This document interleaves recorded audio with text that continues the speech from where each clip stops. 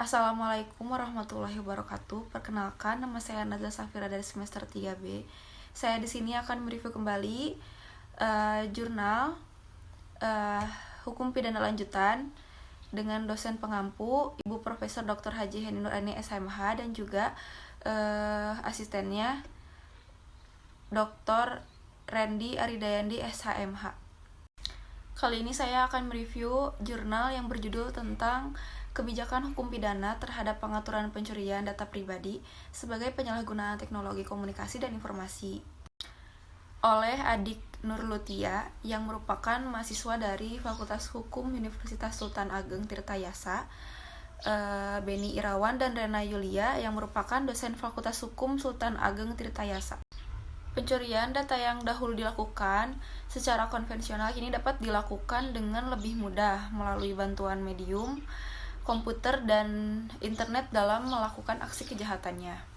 Namun hingga saat ini belum ada pengaturan khusus untuk menanggulangi penyalahgunaan data pribadi sehingga menimbulkan persoalan hukum yang baru.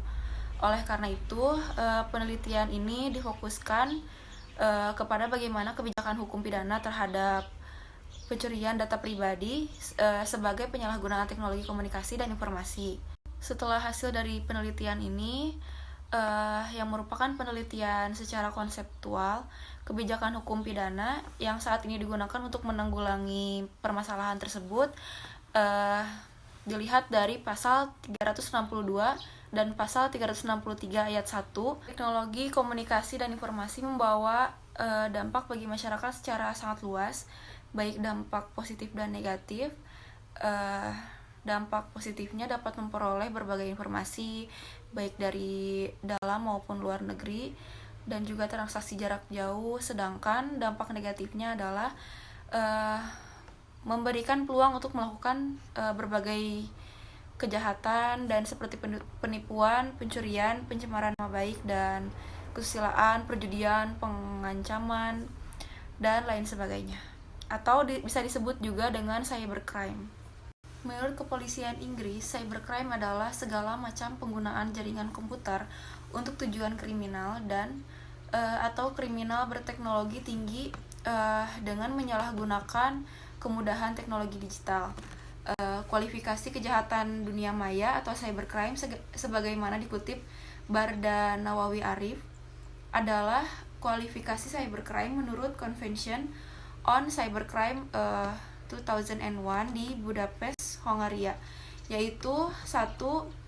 Illegal access, yang kedua illegal interception, dan yang ketiga data interference, yang keempat system interference, yang kelima misuse of device, dan yang keenam computer related forgery, dan yang ketujuh computer related fraud, yang kedelapan content related offense, yang kesembilan offense related to infringements of copyright and related rights.